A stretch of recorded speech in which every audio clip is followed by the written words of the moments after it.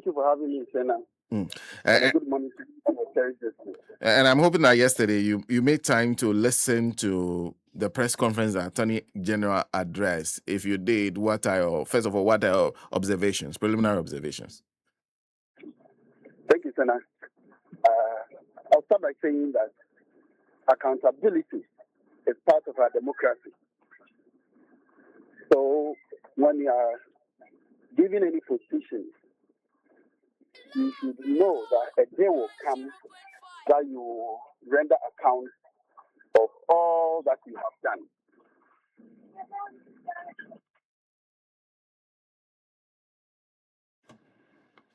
Hello? Yes, Senna, please, can you hear me? Yes. I lost you there briefly. Yes. So what I'm saying is that everybody should know, and the people, the past administration especially,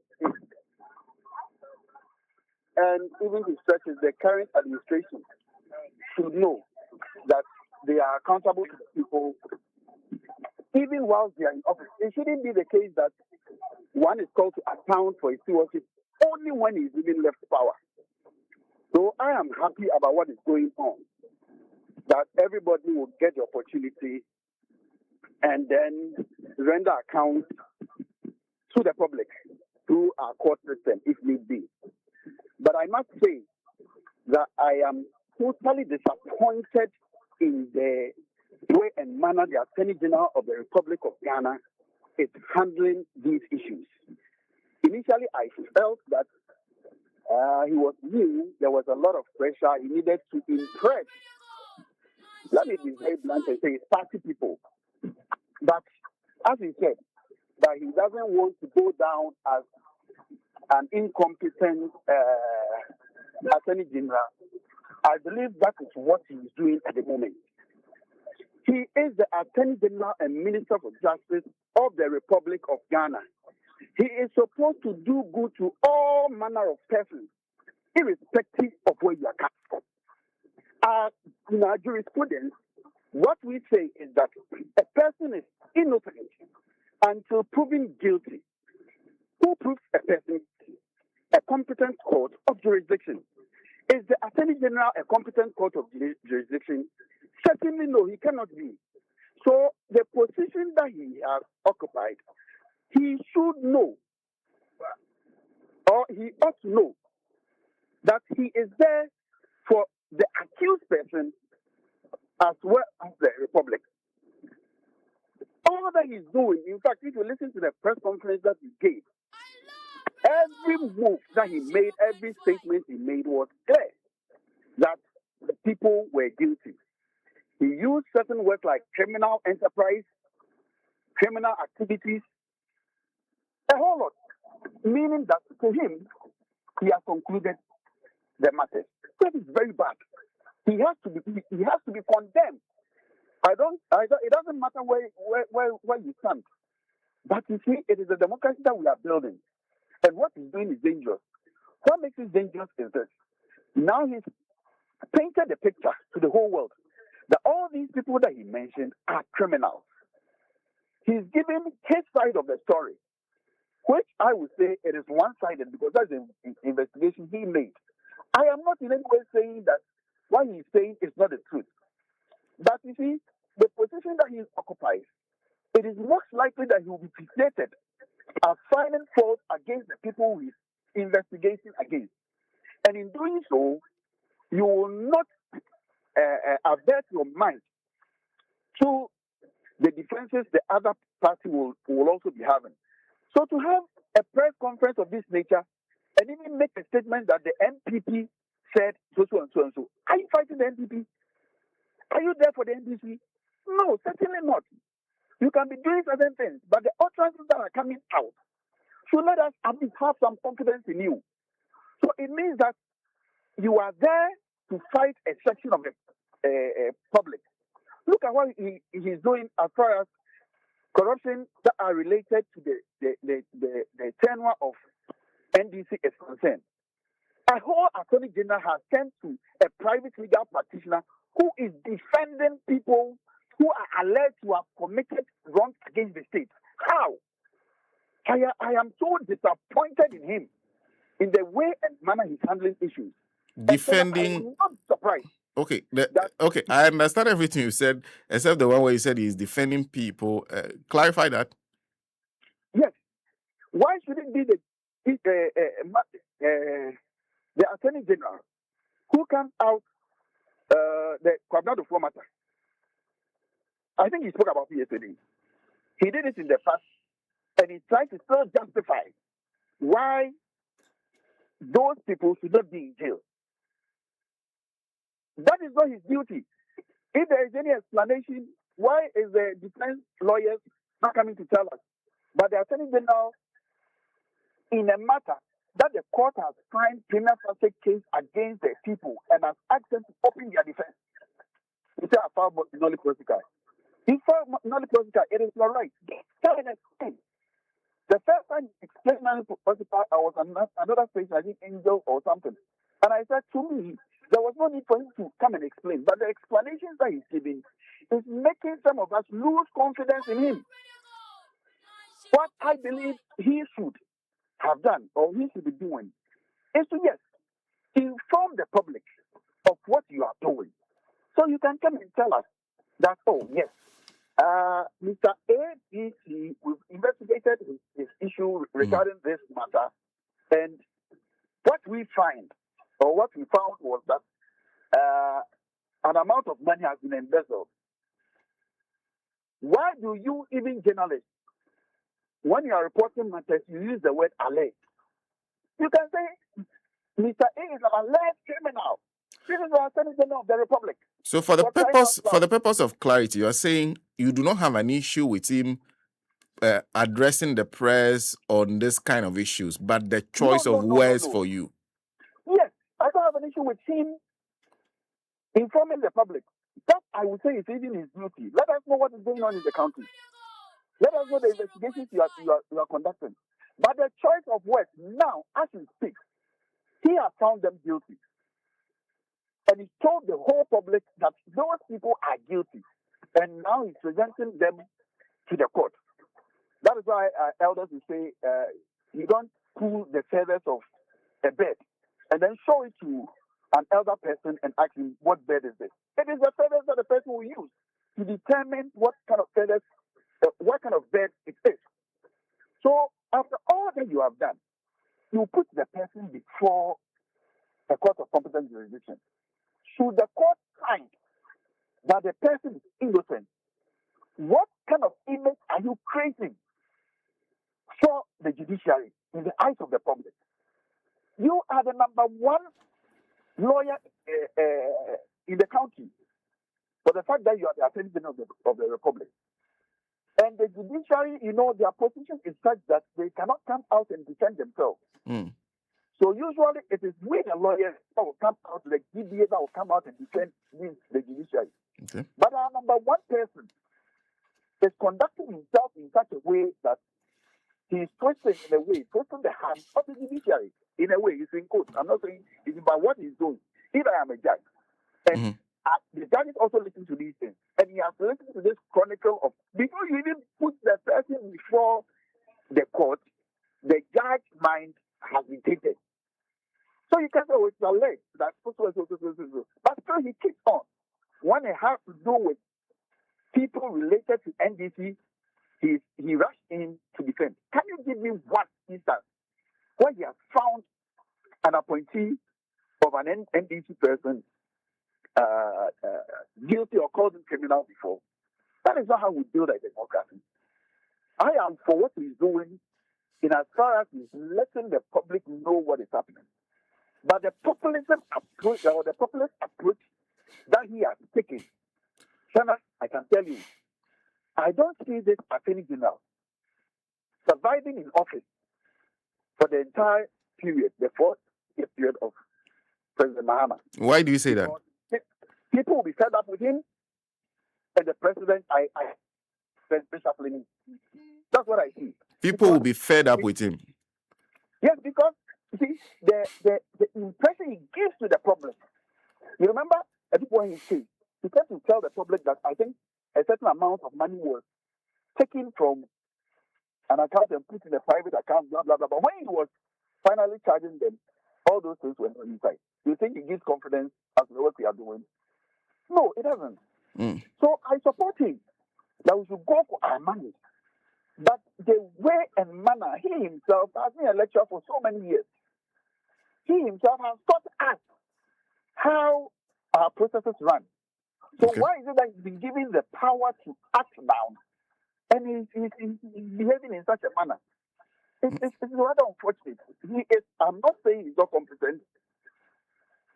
He is competent. He is knowledgeable. But you see, he's just succumbing to pressure. Okay. And I'm totally disappointed. One question. I realize that when you are charging somebody before a court, you write, so the charges are, for example, sometimes let's say stealing. Mm-hmm. You say stealing, right? Yes. Stealing is stated. And also when you are doing causing financial loss to the state, that is a direct charge, right? Yes. Does that not? So what's the difference between that before a court, which myself as a journalist I can pick and read, and what he said, where he says that they stole, when ultimately that's the charge that he'll bring before them in court? Good. Once you say it is a charge, it is not a verdict. So it's an allegation. Every charge is an allegation until proven. But if you come and say he stole so and so amount of money, you can say that. You should say by your even you can put it in a way that by our investigation we found that so and so is alleged to have stolen so and so. But he said by their investigation, this is what, in fact, he used the word, the painstaking investigations we've done over the period. When he stands before a court, would he not make this same argument? Can you necessarily say, because the argument of one side cannot be said to be a verdict, can it? He will be he is only making his case, even if it is in the public domain. Is that a verdict? How he presented it makes it appear verdict. Something that you are presenting before the court. So in court, he cannot call them criminals. He knows he can't. He can't refer them to. We can't refer to them as criminals. He will refer to them as accused persons, and these persons are innocent. That is what you should. That's the distinction. It is somebody like whose case? Ferdinand. I can say Ferdinand Tomato is a thief because a court of competent jurisdiction has tried her case and made a pronouncement on her. But before that, you couldn't have said that. So my worry is that he is the Minister for Justice as well. He is our Attorney General. That is where we all run to. And we should have the confidence that once I am put in the hands of the Attorney General, I'm going to get justice. But this is the Attorney General who is already crucifying me before taking me to court. You remember what the other guy, I think, Buffer Stock guy has also come out. I think he wrote something on the statement. Yes. He's trying to say that he has done no wrong. Good. It is the court. You present your matter. If a premier facie case is made, he defends himself. Then we get two sides of the coin, and a verdict can be given. Okay. When Attorney General runs to town like this, look at what is called 1992 democracy. Which of our Attorney Generals did we find conducting himself in such a manner? Okay. I'm talking about criminalizing people before putting them before the court. Okay, that point has been abundantly made. There's one other issue you raised about him, mentioning NPP people saying that he was cutting deals. Now, if you say something about me, if a group says, or members of a particular group keep saying a particular thing about me, if I'm responding, are you suggesting that I cannot mention them by name and say that they said that about me? And that is not what I am doing. So now you may say that. But you see, this is the Attorney General of the Republic. Why can't he say that? You see, when you do that, you give a certain impression. You give a certain impression that these are the people I'm fighting. But the position he occupies, he's not in that position to fight NPP. No. But he didn't say he was fighting NPP. He said an allegation has been made by this group of people against me. And I want to say that this is not what it is. So now what I'm saying is that I'm not saying that is what he said, but the appearance thereof in the eyes of the public. Has NPP, that statement he made, did NPP issue a statement to that effect? No, it is things that he's hearing from the public that he's also bringing in. What he said is NPP people. He didn't say the NPP as a party. So he means he's realized that those who are of the NPP stock or persons speaking on behalf of the NPP have made these persistent allegations against me. And that's what I'm responding to. Senator, that's why you can even mention names. You can mention specific names, but you don't bundle the whole group. I don't know if you see the impression it is creating in the public. That's how I see it. It's like I am fighting the NPP. And that shouldn't be, because these same NPP people that you think you are fighting are the people who are also, they are part of the people who are paying taxes for the state. So you as a statesman, you as the Attorney General of the Republic, you shouldn't be seen in that light. Attorney General's duties is not to talk and talk and talk, it's to act and act and act. Take them to court. When you get your day in court and the people are convicted, it is not you who is trying to tell us that you are competent. Your words will speak for you. That's why lawyers don't even advertise. You are not allowed to advertise. Listen to what he said. Don't ask me, the people who are putting pressure on me to go to court, don't let me go to court, and then when I lose, you come and tell me I'm a bad. Is he saving his face or is he saving the nation? What we want is accountability. You should focus on the work. You should take them to court. You should let the court make pronouncements on them. Okay. And then we will know whether he's a good Attorney General or not. Okay. It is not up to him to come and tell the public that I am working, I'm doing this. No, inform us, I agree. But he should be measured. Lawyer, always a pleasure talking to you. Thank you very much. Thanks for having me, Senator. Lawyer Kwasi Kwakye Serbeh has a few reservations with the Attorney General and the way he's going about in terms of it. Particularly, let's listen. This is the Attorney General speaking specifically about Abdul Hanan Abdul Wahab. With Richard Sam Asante and Bismarck Owusu-Boakye orchestrated a transfer of 78,269,084 Ghana cedis and 4 pesos from the bank accounts of Buffer Stock Company to a private company linked to Hanan Abdul Wahab, his wife, and staff of Buffer Stock at Republic Bank and EcoBank. Evidence shows that the funds were instantly retransferred to companies owned by Abdul Wahab himself and companies and entities owned and associated with him and his wife. Similarly, evidence shows that between 2017 and May 2029, Abdul Wahab sorry, can I have?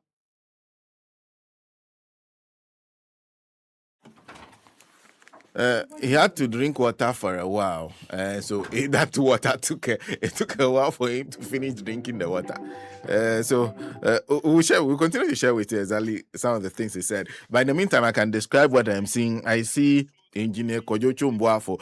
He started again. In May 2019, Hanan Abdul Wahab transferred 5,495,780 Ghana cedis and 36 pesos from Buffer Stock Company accounts to 2 bank accounts belonging to Aludiba Infrastructure Investment Fund, that's GIF, to finance projects that are self-sustaining and commercial, including real estate and luxury goods using the same entities.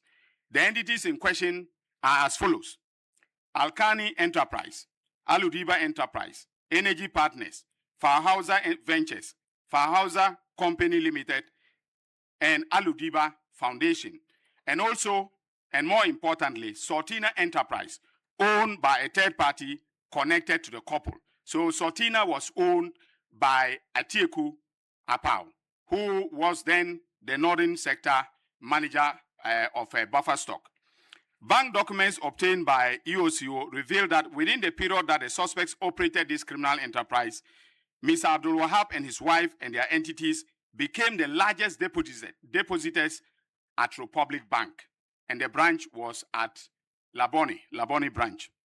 Investigations established that in 2018, Sortina Enterprise, an entity owned by James Atieko Apau, applied to become a licensed supplier to the buffer stock company. This application was approved by his boss, Hanan Abdul Wahab, knowing very well that the approval placed James Atieko Apau in a conflict of interest situation. Because he was the manager of buffer stock in the northern sector, he formed a company and became a supplier to buffer stock. So on account of that alone, I can succeed on a charge of using public office for profit. Documentary evidence from bank accounts of buffer stock revealed that between 2018 and 2024, buffer stock transferred a total of